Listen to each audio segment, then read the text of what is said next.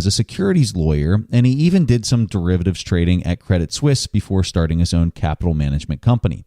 But then in 1999, he co-founded a little company called PayPal, and he was the CEO until the sale to eBay in 2002 for $1.5 billion. After the sale of PayPal, Thiel started a big data analysis company called Palantir Technologies, and he also became the founder of a venture capital firm called Founders Fund. With this firm, Thiel became Facebook's first outside investor when he acquired a 10% stake for $500,000 in August of 2004. Peter's personal net worth today is about $2.5 billion, and he remains active in numerous tech businesses. So on today's show, we cover a few of the more interesting questions that Peter's responded to lately, and we're really looking forward to digging into some of his responses. So without further delay, here's our episode covering Peter Thiel. You are listening to The Investors Podcast, where we study the financial markets and read the books that influence self-made billionaires the most. We keep you informed and prepared for the unexpected.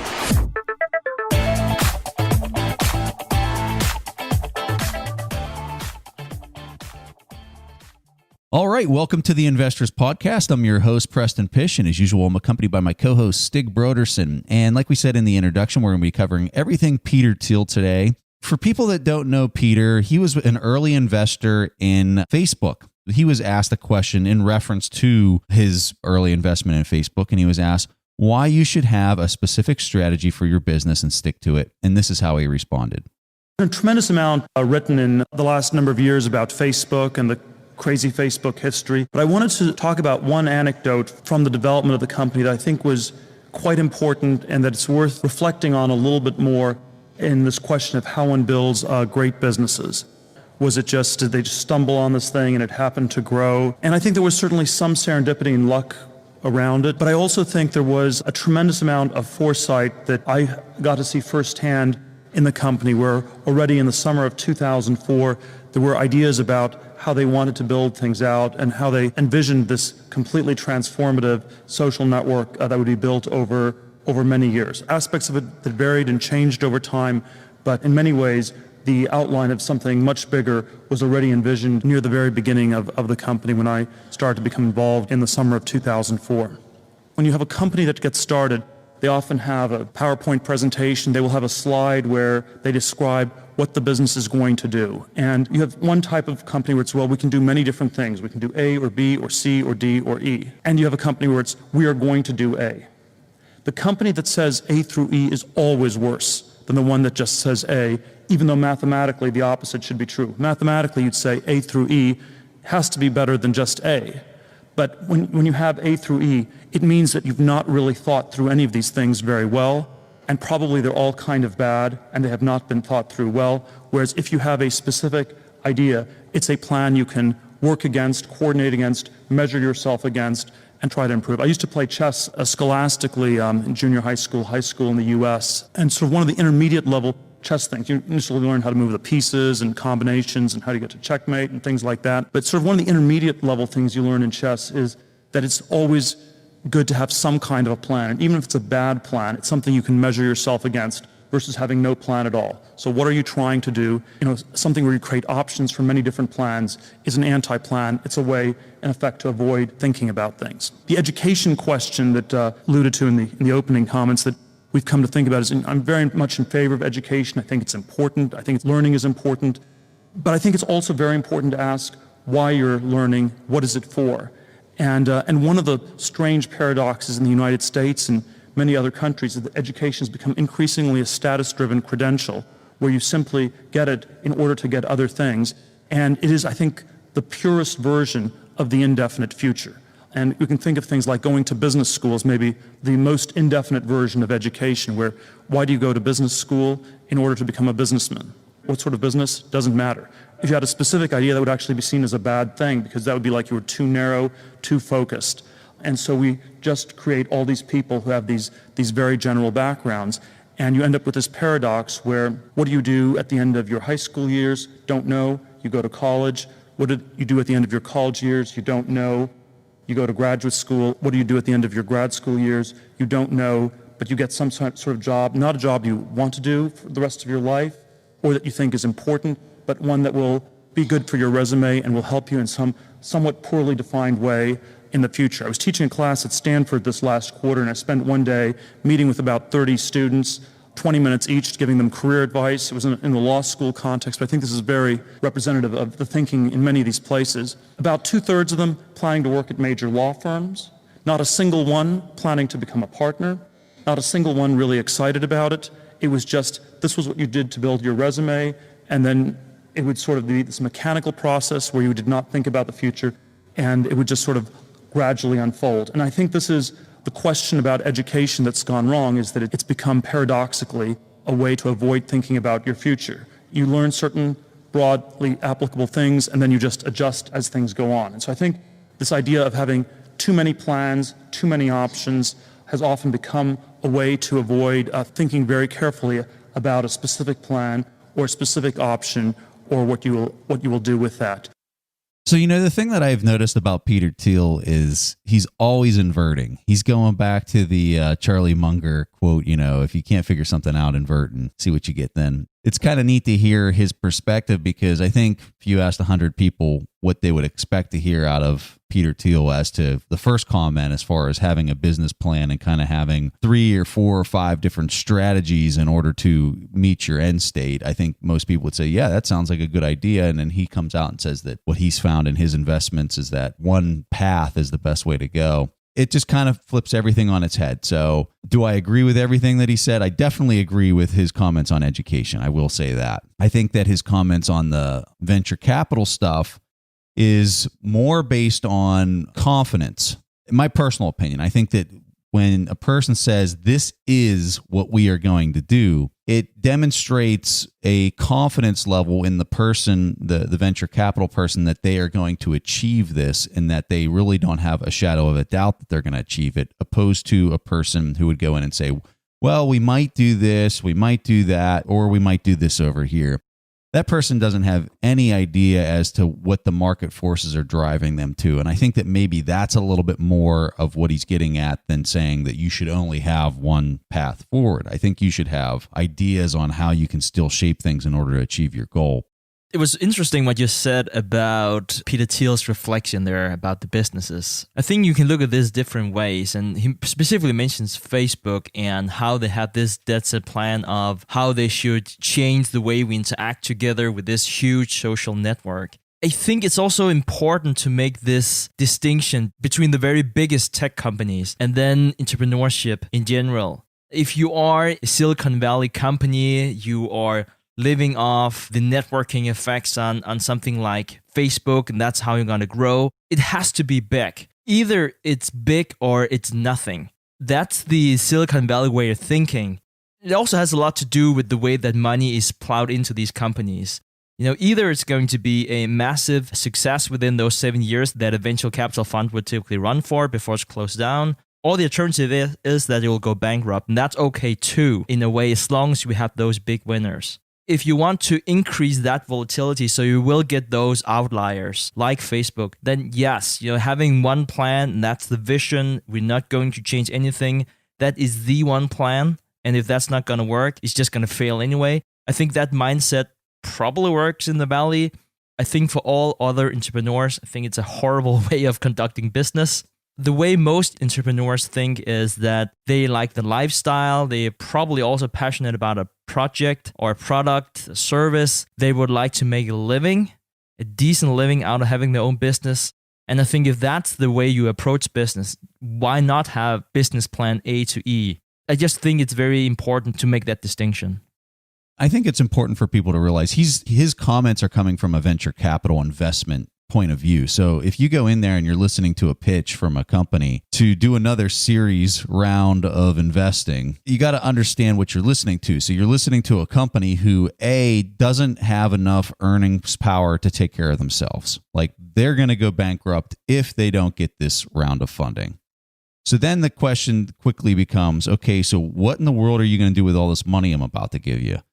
And if there's not a really clear path that says, I'm going to take your $1 million investment and I'm going to do X, Y, and Z. That's where these guys are looking. They're looking for something that is very direct. Like, this is exactly what we're going to do, and this is how we're going to achieve this. And then after that happens, this is the next thing that's going to happen. When people talk in those terms to a venture capitalist, the venture capitalist gets very excited because they see it as a very high probability event. Whereas if he's going in there and he's listening to a pitch and the company's saying, well, we might do this and we'll spend some of the money here and we'll probably keep some of this in reserve. And I mean, they're just kind of talking all over the place. That's where I think his comment is more directed toward. Just a quick comment to that, Preston, because I was just reading Reid Hoffman's Blitzscaling book. As some of you might know, PayPal was founded by Peter Thiel, and he then merged with Elon Musk into this PayPal company, and Reid Hoffman was then the COO. And they made this decision that they should give everyone $10 that they could just send away for free to a friend, as long as they were having a PayPal account. And obviously, this is not a profitable strategy, but the intention, the goal behind PayPal was that everyone should use it, should be a common payment standard. So this was just a way of marketing yourself really, really fast. And this was the only plan that they had. This is the thing that needs to be done. And if it doesn't work, then it's not okay. But then, okay, we'll go bankrupt. That's it. We'll start another company. But then if we succeed, then PayPal will be massively successful. Just to give some piece of context too, whenever you hear someone like Peter Thiel talk about having only one plan, that is where it comes from. So on the next question that we're going to play, Peter was asked, what is the importance of visionary founders that can articulate the mission of the company when it has no employees? And this is how he responded. Many, not all cases, they are quite good at articulating it, which is actually a fairly unusual combination. So you often have classical engineer tends to be very introverted.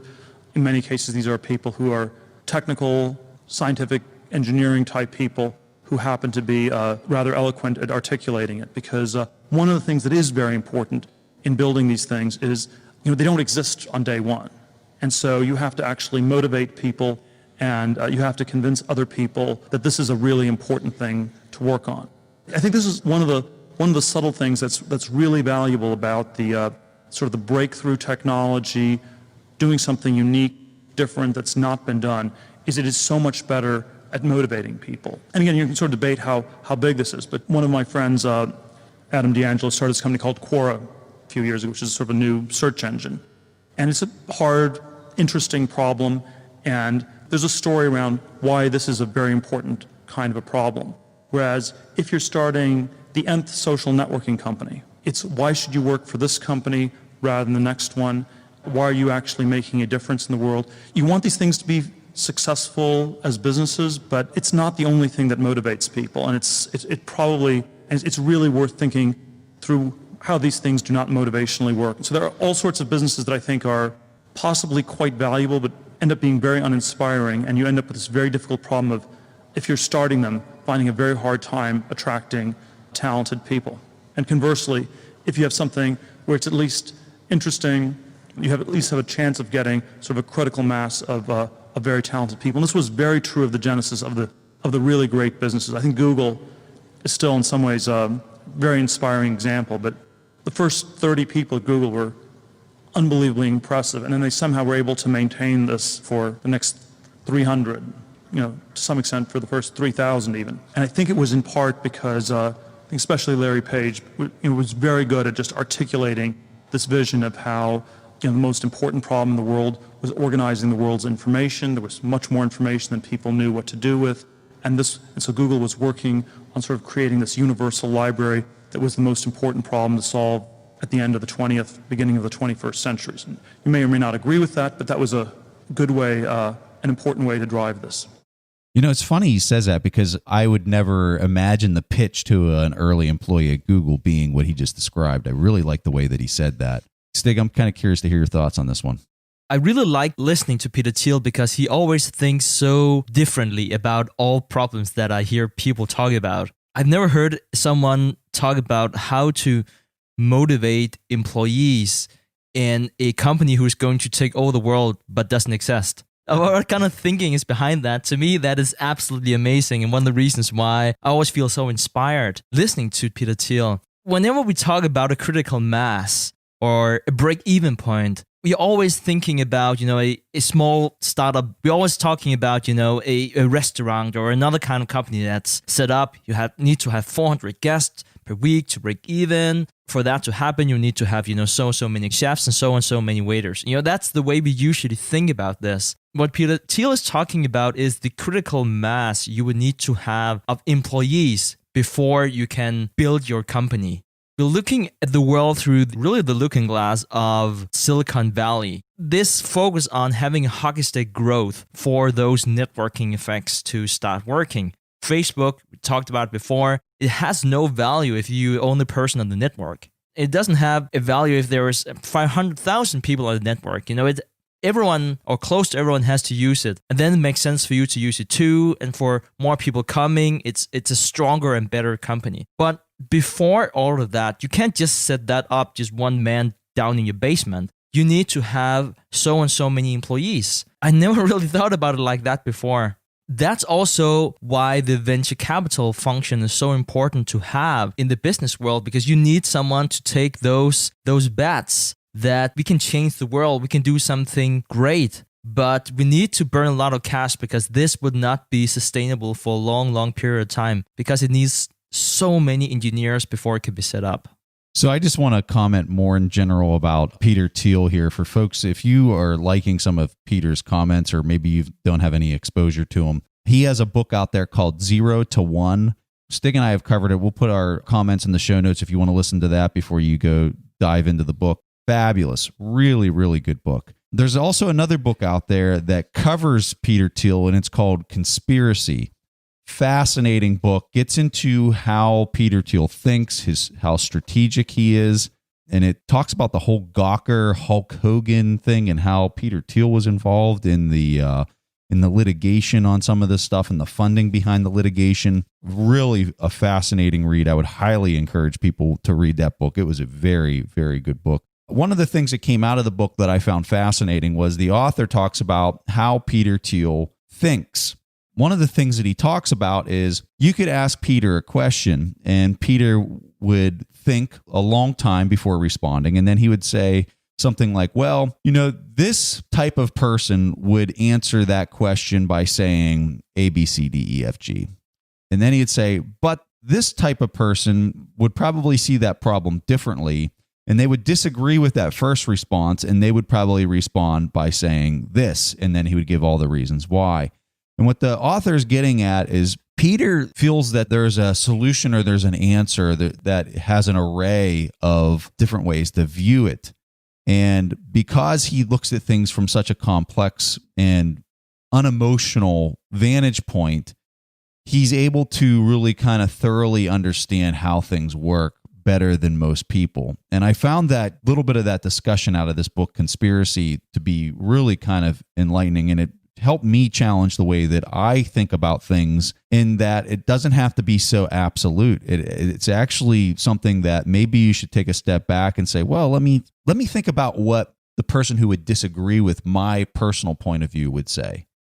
And how would they respond, and what would be their reasoning for their response? Because they have a reason. They're not just saying it to say it. They have a reason. I think when a person goes through that exercise, they're going to find themselves being probably more thoughtful and more understanding of the people around them. In the book, they said that he got this approach out of his training because he went to law school. And this is one of the things that they make you do in law school, is that you have to argue maybe the side of the case that you don't want to argue. And it forces you to kind of learn how to think this way. But Peter has continued to approach all problems in his life that way. So I find that really fascinating. I also find both of those books really worth people's time if you want to dig into them. I'm reading this book right now of Ralph Dobelli. The name is How to Think Clearly. And he goes back to this about having mental models of the world. And how if you're looking at something like, the Second World War, if you have a background in the military, you might be thinking in terms of military solutions. If you have a background in politics, you think, what could they have done differently in terms of the political system? If you're an economist, you'll be thinking, why couldn't we have supported the economy better? And then we wouldn't have everything bad happening in Europe at the time. So it's really about challenging yourself all the time and thinking inadvertently, like Peter Thiel is doing. And I think that's also why whenever you listen to him, he can reflect on just a different level than almost any other person you could think of, because he has so much empathy and so much knowledge that he can go into the different shoes of so many different people and come up with a balanced picture of the situation. He approaches it from the position that he could be wrong. I think that that's one of the hallmark mistakes that I think a lot of people make is when they get into a discussion and it's like, well, what do you think about this? By providing their response to what they think, it's almost like they have to dig a trench around them and they have to get in there and then they have to fight and defend that position.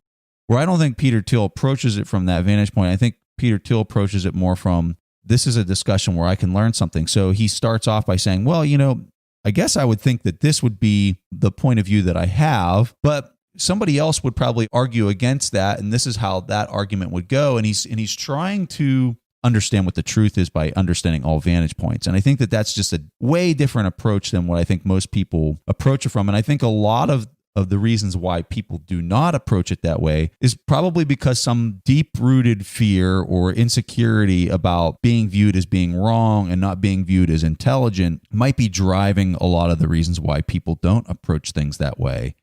And I think when you take a step back and you look at it and you say, well, if these people think I'm an idiot because I'm arguing with myself or because I'm just throwing out all these different ideas, I think that you just have to have a lot of calm and balance in knowing who you are and being comfortable with maybe being viewed differently to speak that way or to think that way. But I highly admire that about him.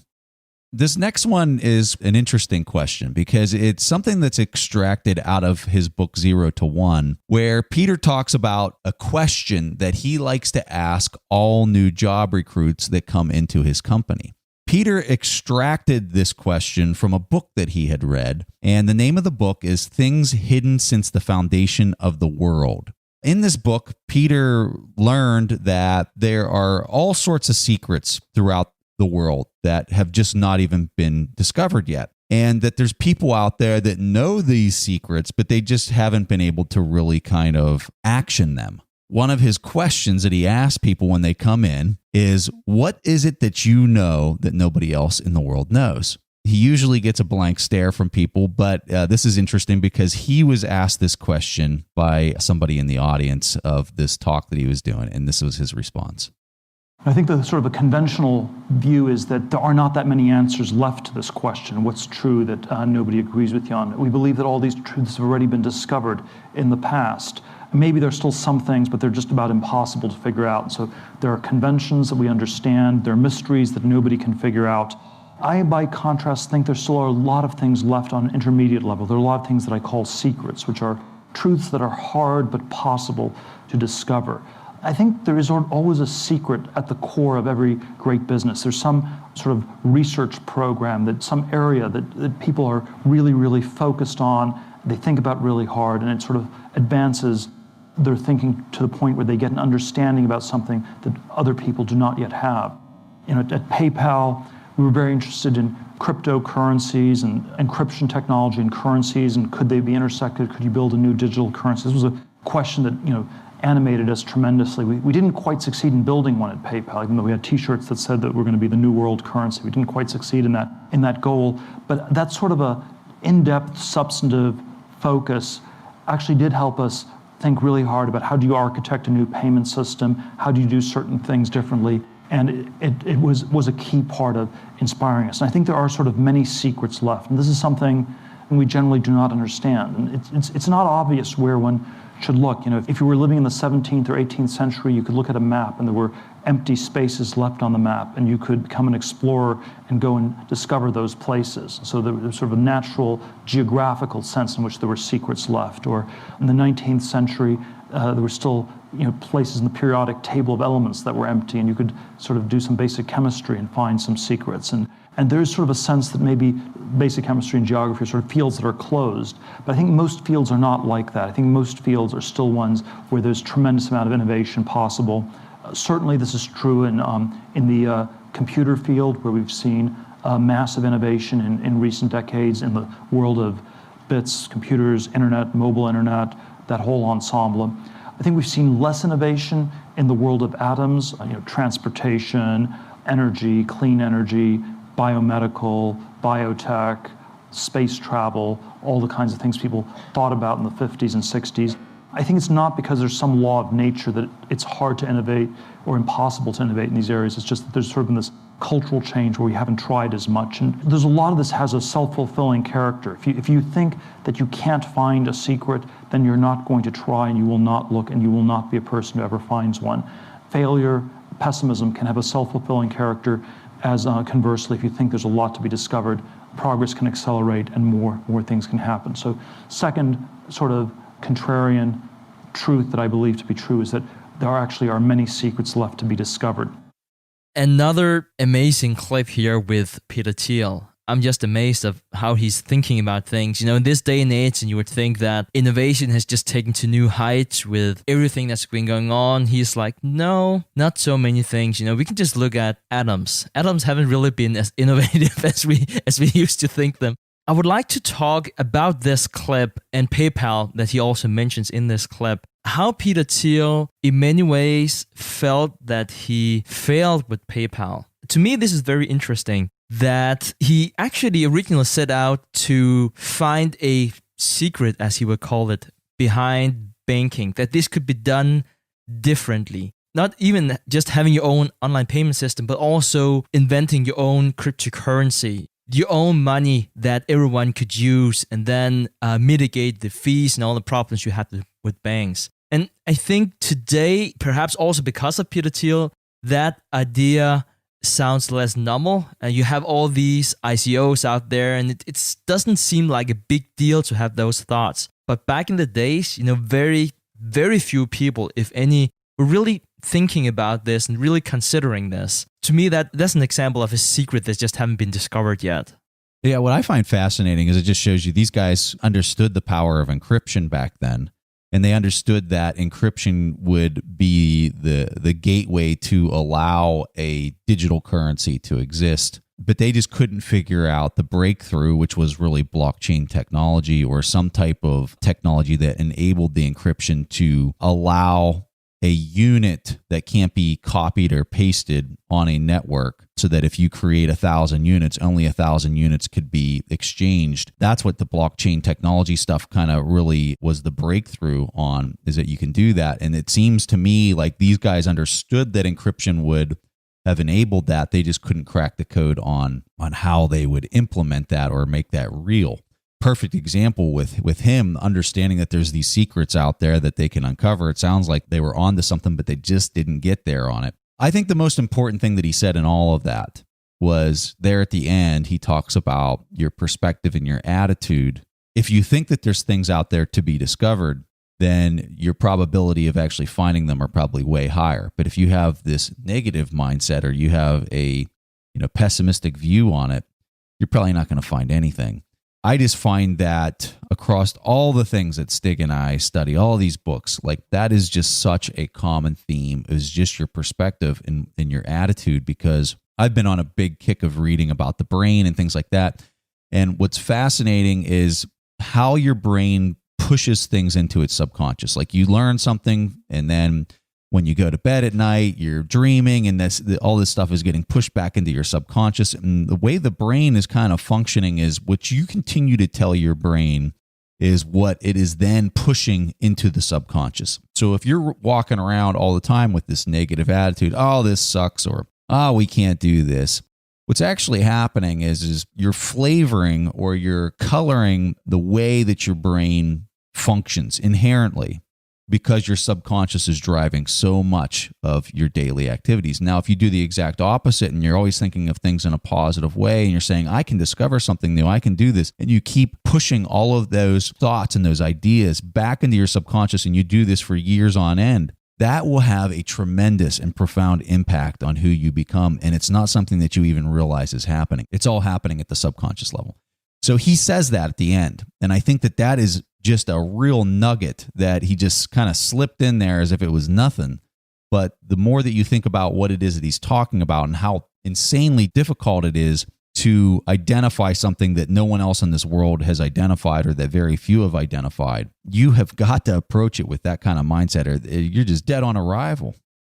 One example of this, going back to this crypto discussion, perhaps as some of the listeners know, Peter Thiel was one of the first major figures that invested in Bitcoin. And he did that in the early days. I've read an interview with him that was very recent, that he still felt that there was probably an 80% chance that Bitcoin would be worthless. Whenever he did weigh that outcome with the probability of him being right, or if that was, I would say, a secret that was about to be revealed, as he would probably say based on this question, it was just such a good bet that there was no reason why he shouldn't do it. And I think that tells you so much about how he thinks about things, that he's thinking as a contrarian investor, knowing that he's most likely wrong because very often the herd is right to some extent. But if you can pick the places where it's not, and if you have a good model or multiple models to figure out where the herd is wrong, that's really when you can make money as an investor and grow as a human being. Next question. This is the last one we're going to play. Peter Thiel was asked, do you worry about artificial intelligence and what it'll do to us and our ability to earn a living? And this is how he responded. I'm of the view that strong AI is still quite a long ways off. If we ever were to get artificial intelligence, if we were ever to build computers that are as smart as human beings in every way, this would be a momentous event. This would be, it would be as significant as extraterrestrials landing on this planet. And, if aliens landed, the first question would not be about the economy and what does it mean for your job. The first question would be political. Are they friendly? Are they unfriendly? I think to even frame it as a question about jobs is to understate the importance or seismic nature AI would represent. I think short of strong AI, however, I think people are way too worried about computers in this economic sense. I think we live in a financial and a capitalistic age. I sort of argued elsewhere that I think we do not live in a scientific or technological age, and most people in the US, Western Europe, really don't like science. They don't like technology. They're biased against it in all sorts of ways. It's true of people, it's true of the politicians, it's true of the governments, it's true of the culture. The easy way to see this is you just look at all the Hollywood movies that basically show technology that doesn't work, that kills people, is destructive. You can choose whether it's The Matrix or Terminator or Avatar or Elysium. I watched the Gravity movie the other day.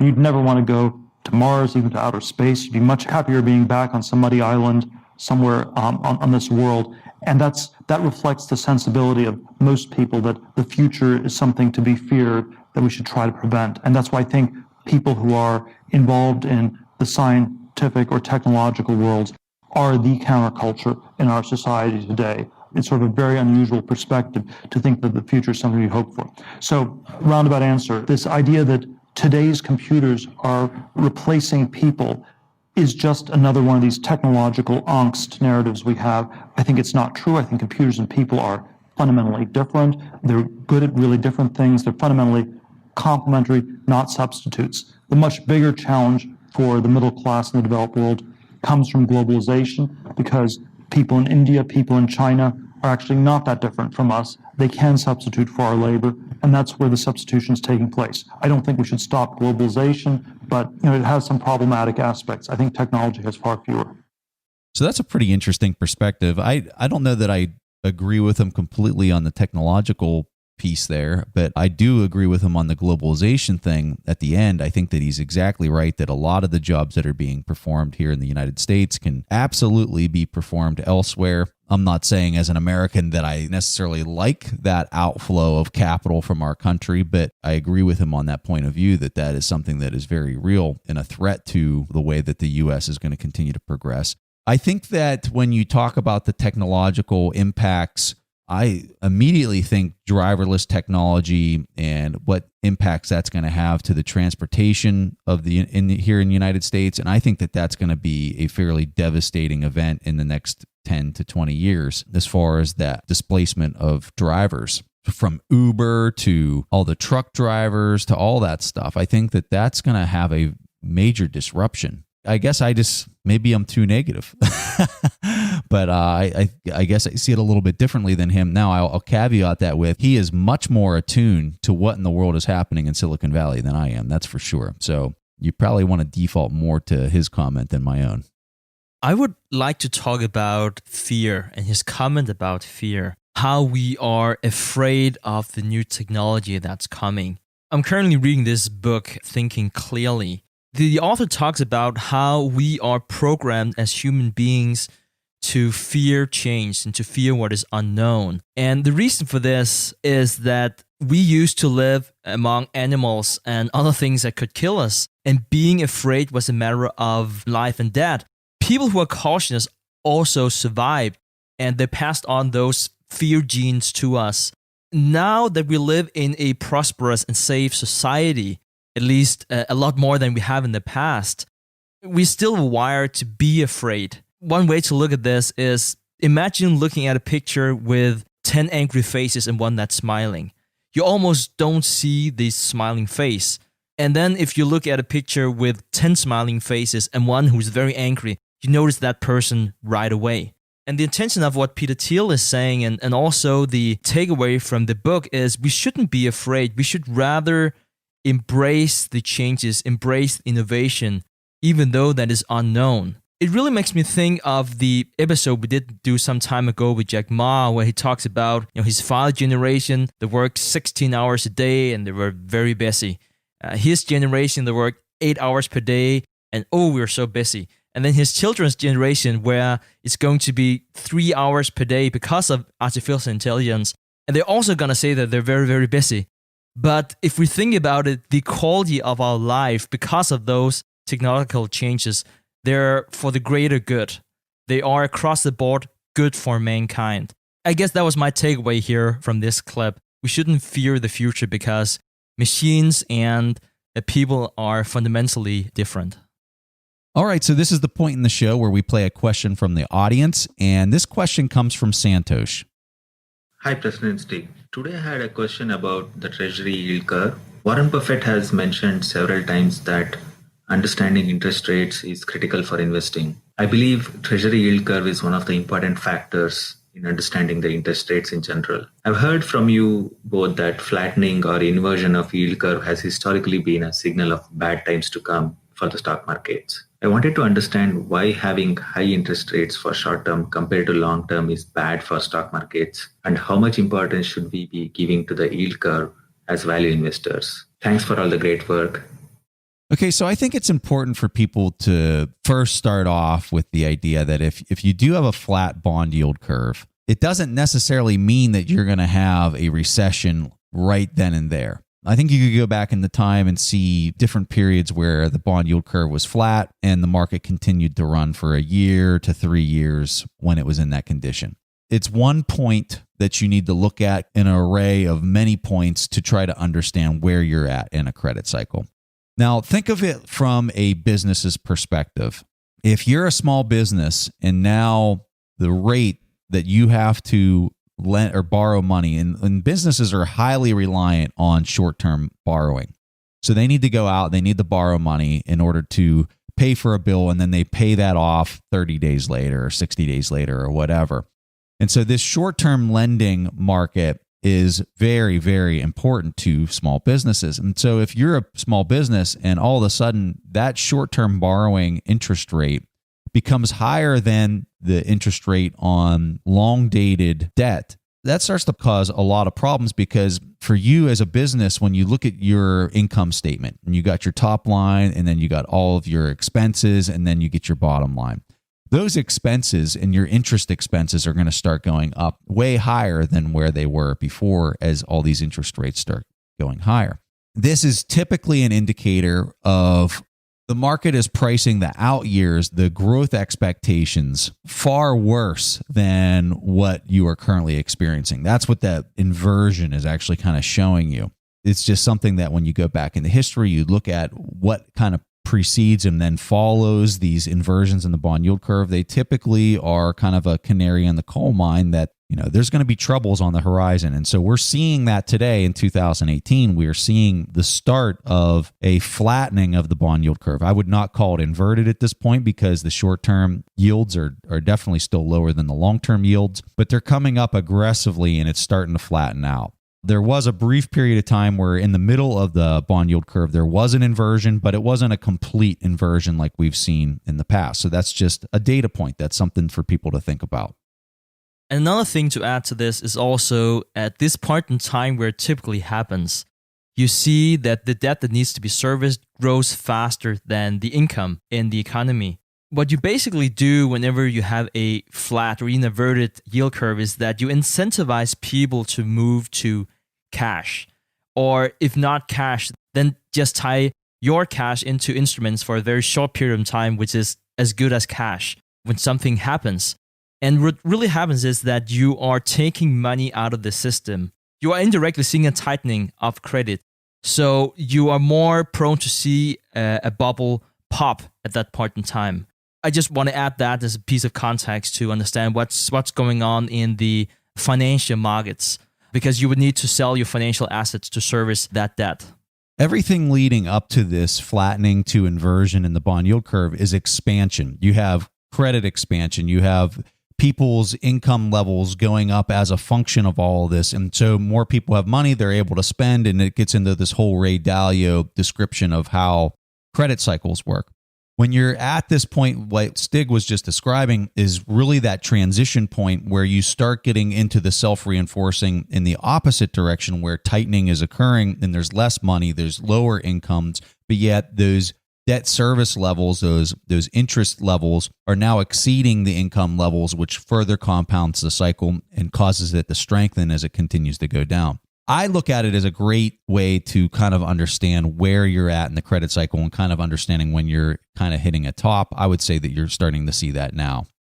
All right, Santosh, thank you so much for leaving your question there. As a token of our appreciation for leaving your question, we're going to give you access to one of our free courses on the TIP Academy page on our website. The course that we're going to give you is our Intrinsic Value course. And our Intrinsic Value course teaches people how to determine the value of an individual stock. It also teaches you how to think about the market cycle and when you're buying your stock. And it also teaches you some stuff about options trading. So we're really excited to give you this course. If anybody else out there wants to check out the course, you can go to tipintrinsicvalue.com, or you can just go to our website and click on Academy, link at the top of the page, and the course is right there. So if anyone else wants to leave a question on the show, go to asktheinvestors.com. And if your question gets played on the show, you'll get a free course. All right, guys, that was all that Preston and I had for this week's episode of the Investors Podcast. We see each other again next week. Thanks for listening to TIP.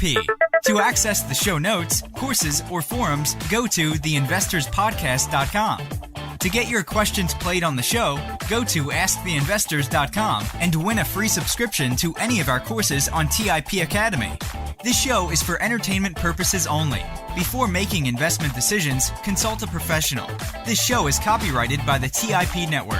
Written permission must be granted before syndication or rebroadcasting.